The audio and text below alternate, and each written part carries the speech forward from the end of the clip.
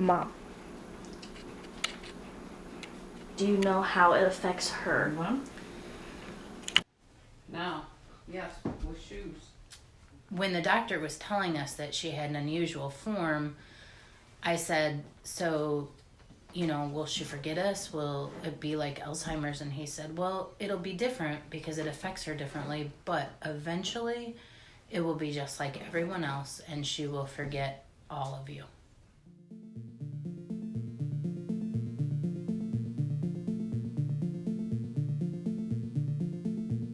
My mom was like the moon. She was huge, wonderful. She was the world to me. I loved her. I admired her. I think that I had the strongest love for her of anyone that I knew. There were times growing up with my mom when we took a couple trips, just the two of us, and those meant more to me than just about anything. She was the person that I loved more than anybody. She was the moon to me. And then you grow up and you have your own kids, and your own kids become the sun. They become the reason for life. So that changes, and yet it's still very, very painful to think about. She's dying. She's dying from Alzheimer's. Alzheimer's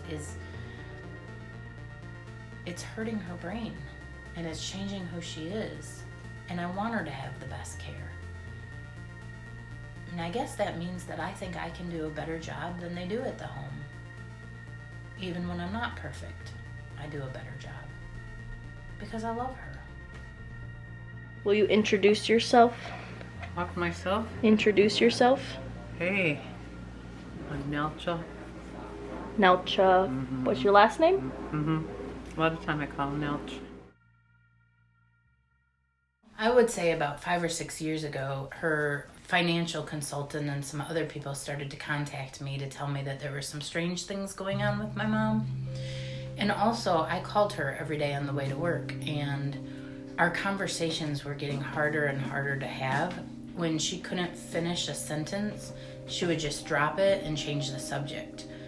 Or she would laugh and move on. Or if she was really irritated, she would just go, I can't talk right now, and she'd hang up on me. Which, wasn't all that unusual, but... and there's the red.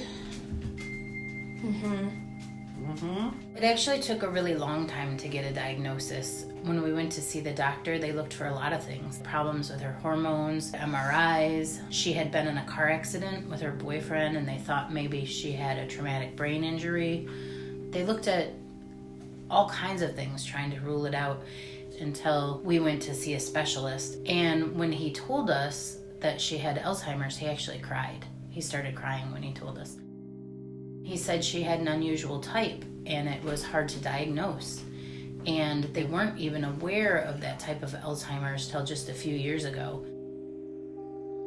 Her Alzheimer's is unique in that it primarily started affecting her speech patterns, and she had something that was called aphasia, which means that when she's trying to put a sentence together, she can't get the words. They can't come in the right order. So one of the things that she does is she just stops the sentence and she starts over and she changes the subject. I feel bad. Why? Because I don't do things very well. That's okay. I lied. Look. Is this yours? It's for you. Cat up, cut in there. You're talking about the cat? Uh-huh. What's wrong with the cat? This cat? What cat? Yellow. Comes right over this way. Oh, yeah, the orange cat. Come. It's a little tiny black, a little bit down to Her cupcake.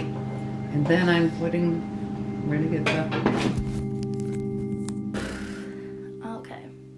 When I first found out that my grandma had Alzheimer's, I didn't really understand what it meant, and I didn't really want to know all of the details. I guess I was trying to be blissfully ignorant. If I didn't think about it or really understand what it was, then it wouldn't really be sad. My relationship with my grandma was really close. When I was little, my grandma was like one of my best friends. I just have very warm feelings when I think about my times visiting my grandma. Every time that it was time for me to leave my grandma's house, I would cry, and she would also cry, and basically we would just sit and cry together on the day that I had to leave. Here's my grandma. Yes, beautiful woman that she is. Yep. This is where all of our beauty comes from.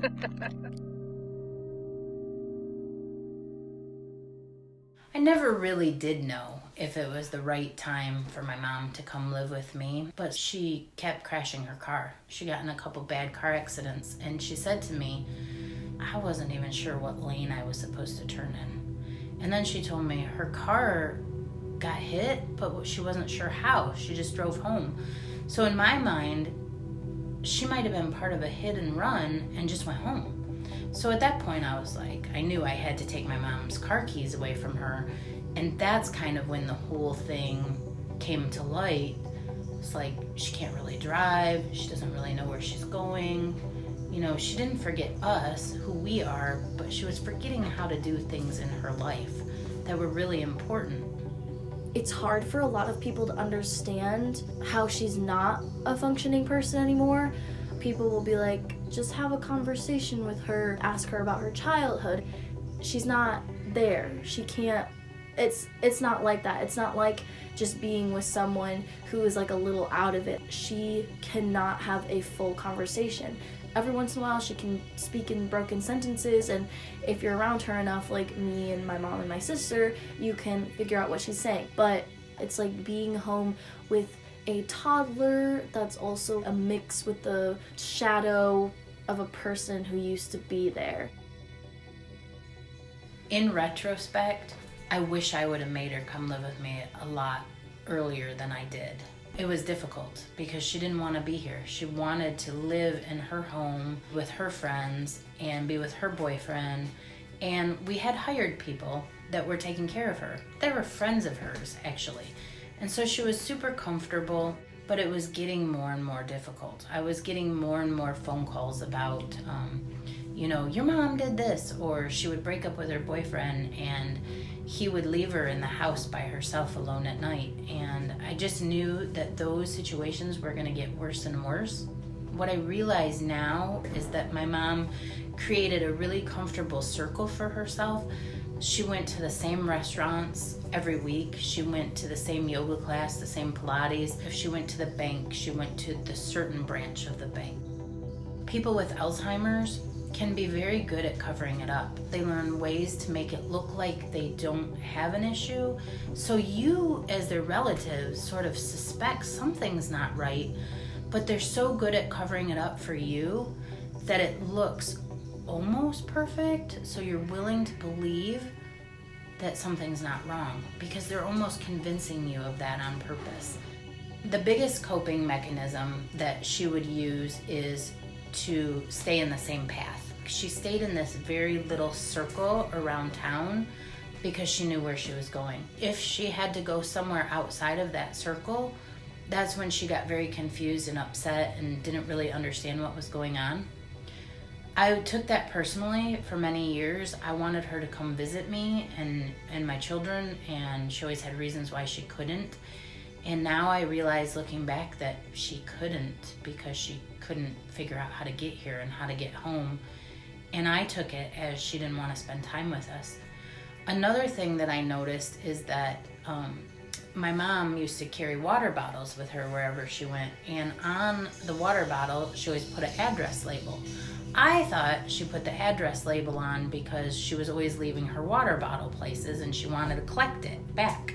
And then one day I took her to Unity Church here, and the woman introduced herself, shook her hand. She said, "Hi, I'm so-and-so." And my mom shook her hand, and then I saw her. She looked down at her water bottle and she said, "I am Nelcha Brower," and she read it directly from the label.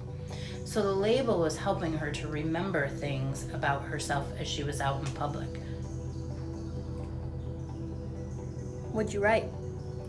I put Nelcha to trust. In some essence, I tricked her. I tricked her and I brought her here, and she was really pissed off at me.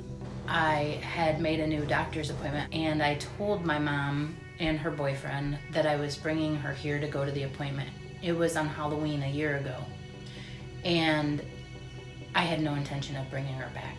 So once I got her in the car and I brought her home and we went to the appointment, that's when I let them both know I wasn't taking her back. And it was hard. They were both mad at me. My mom screamed at me. She yelled at me. She said she wanted to go home, that she was an independent woman and she could do what she wanted. And some of that was true, but some of it wasn't true anymore. Some days she would be coherent and she would be able to make decisions, and on those days she would forget that the day before she wasn't coherent at all. She had no memory or idea of those days when her mind wasn't working. And I had a lot of memory of it. Breathe, laugh, love, remember. In the beginning, living with her was complicated. It was fun. I was happy to have my mom here. I had missed her so much. And I knew that it was like now or never. I knew her disease was getting worse. I knew our best days were right now. I also worked a full-time job. My children were here. We found an adult daycare. So in the morning, we would get up, we would have breakfast. I'd take Gabby to school, and then I would run my mom to what I always called mommy daycare. And just like my kids, she was there the longest of any person during the day. She was the first dropped off and the last picked up. And just like my kids, I felt guilty about that. Even so, I was running. I was hustling every day to get out of work on time to go get her picked up. Sometimes I would get caught in the traffic and I would be really late. And that stress was not good. It was overwhelming stress. And we would get home and we'd have dinner and we'd have showers and we'd get in bed and then we'd do it all again the next day. And it was exhausting. Some days she didn't understand what was going on. And she would get these big cardboard boxes and she would pack them full of stuff to take with her to mommy daycare, and baskets, lots of little baskets she'd have 10 single socks in there and a toothbrush and deodorant and snacks and just stuff. And she was always taking it with her, and we'd be late because she'd have to have another hairbrush when she already had 3 hairbrushes in the basket to take to mommy daycare.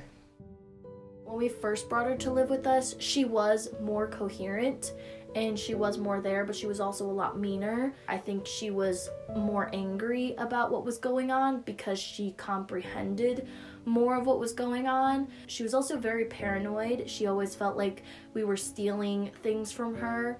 But I think part of that is part of the disease, but also she kind of goes around and steals little things from all of us. She collects things. I remember one time last year during Christmas, I had taken her to a museum and then we were gonna go shopping. After we went to the museum, she was complaining that she was hungry and that she wanted to go eat. And I was like, do you want to go out to eat? And she was like, no, you're trying to take my money from me. You're trying to spend my money. And I was like, Grandma, you're the one who wants to go out to eat. I can eat at home. We can go eat at home. It was extremely frustrating because she was like accusing me of like trying to con her out of her money to get some food when I easily could have just paid for my own food and she was the one who wanted to go out to eat. It's hard not to take those kinds of things personally because sometimes the things she says, it feels like she's calling you a liar or a thief or telling you that you're not good enough, but she's really just confused. That was probably the hardest day I ever had taking care of her, and I ended up crying a lot that day because I was just really upset. It's hard to watch your mom die of a disease, and a disease that is attacking her brain, changing who she is, making her unable to understand. She doesn't understand most of the time. I'm the one that understands, and then I do stupid things like argue with her, and then I'm like, what am I doing that for?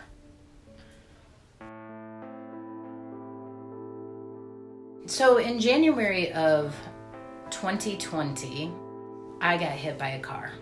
I was out walking my dog in the morning right before school. My daughters were at their dad's house and my oldest was bringing my youngest to school for the day. And I got hit I managed to walk home, and I had a concussion, and I couldn't speak. Everything was coming out all jumbled, and we managed to get it all taken care of. But what really struck me was, what were they all gonna do if something happened to me? I thought at that time, and I've come to change my mind about this, but I thought the best thing to do was to find a secure, safe home for my mom, so that if something happened to me, that other people in my family, probably my 2 daughters, didn't have to take care of it. I don't think I have cried that much since I don't know when. It hurt my heart to put her in there. On the other hand, it did free me up from a lot of the stress that I was feeling. You think that every solution is gonna be better than the last solution. It caused other problems, because now I'm coming home from work and I have to decide, am I gonna go spend time with my mom, or am I gonna go home and spend time with my kids? So it was kind of like that catch-22, and I would count in my head how many days it had been since I went to see my mom, and if it got to be 3 days, it was too much. So I was going pretty much to see her every other day. There were a couple times when I'd come to see her and she'd tell me she was gonna kill herself. One time she took a water bottle and she said, "I'm gonna cut my head off with it." I went from the stressful trying to get up to go to work to the stressful trying to run after work, and neither one is good. Neither one is good. The reason I decided to pull her from the home mostly is based around the fact that we're in the middle of a COVID-19 pandemic. I was calling her on the phone and we were trying Zoom, and I was asking her how she was doing, and because she doesn't speak super well, I couldn't give very good answers and I couldn't find out. And then 2 weeks became 4 weeks, and then 4 weeks became 6 weeks. For us at work, in the beginning, COVID was like overwhelming. I worked for a grocery store and we were like swamped and busy, and there was so much to do, and I was hiring people, and we were just trying to get sanitation and masks and make people feel safe and take care of them. So I didn't give my mom a whole lot of thought in those few early weeks. And then the tide kind of turned and we settled into what everybody calls now a new normal. My boss made some comment about, people hadn't been on vacation. Everybody put it on hold, and if people felt they needed a break, they should take a break. And I was like, well, if I took a break, I could go get my mom. So I called the home and I said, if I take her, can I take her? And in the next, 24 hours, I had formulated a plan that I was going to go get her and I wasn't going to take her back. At that time, I never thought I'd be able to work from home. I never visioned a way to care for her in my home. I only thought I could get that kind of care outside. Grandma. How you feeling today?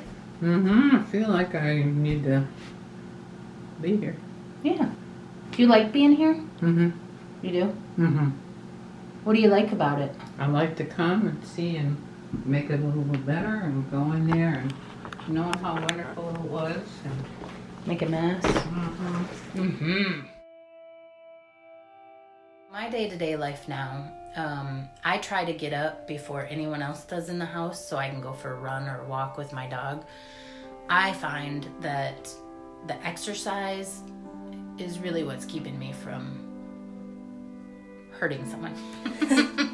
I do a lot of Zoom calls from work. I'm working on some training. But basically, I move my computer around where my mom is. If she's having breakfast, I bring it into the kitchen and I sit and work with her. And then during that, while I'm working at work, I attend to her needs. If she's hungry, I feed her. I do dishes, I do laundry. I do a lot of laundry, lots of laundry, all day long laundry.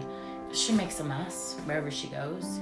I put a load of laundry in and she pulls it out of the dryer before it's even dry. She takes clothes out, they're everywhere and they're all mixed up and I don't know whose are whose or what is what and what is clean and what is dirty, and I'm washing laundry all the time and I just can't keep up with it. That's probably the biggest struggle.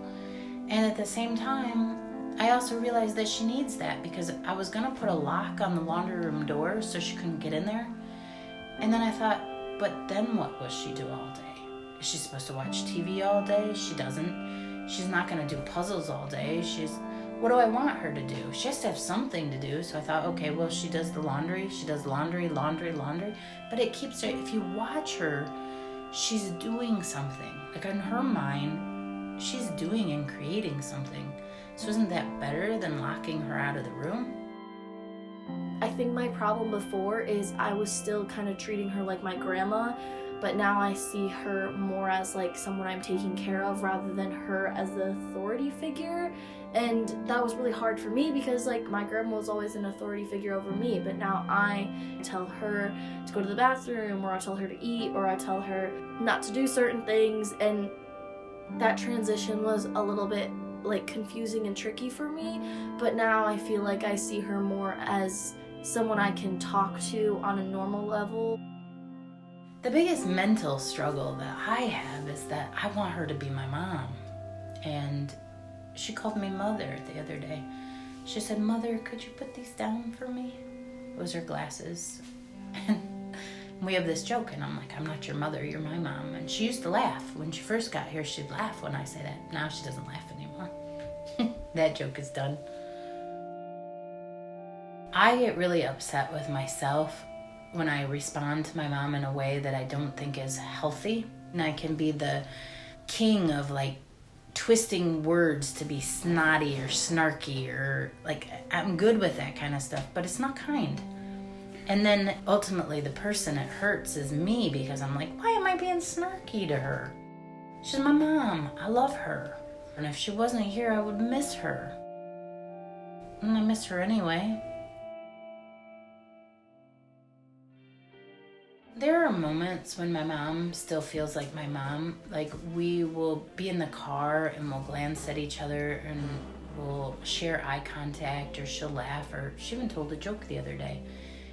I like to mess with her a lot and do jokes because that's when I feel like she comes through the most. Usually she'll realize it's a joke and she'll make a joke back, or she'll fake laugh at me, or she'll give me like funny looks.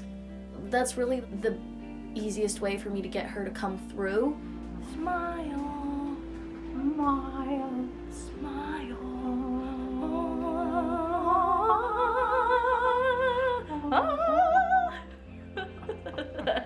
I know that COVID has been devastating for families. I know that people have died. I know that people are out of work. I know that people are scared. I know that people are living with addiction and abuse. I also know that my truth is that COVID has given me an opportunity that I never would have had. The thing is that my mom is here and she's got Alzheimer's and I'm taking care of her, but that's only part of the story. The other part is that I'm home with my kids for the first time in my life. You know, we don't see each other all day long, but we touch points like we never have before. Like I make breakfast and I take it upstairs, or you know, when it was nice out, we spent time working outside. We were in the hammock. We went on mandatory family walks. We put puzzles together. We have made things. We painted this room blue. I never had that opportunity with my kids before. And when I think about my mom, I think, God, she gave me this tremendous blessing, this blessing to be with my own children.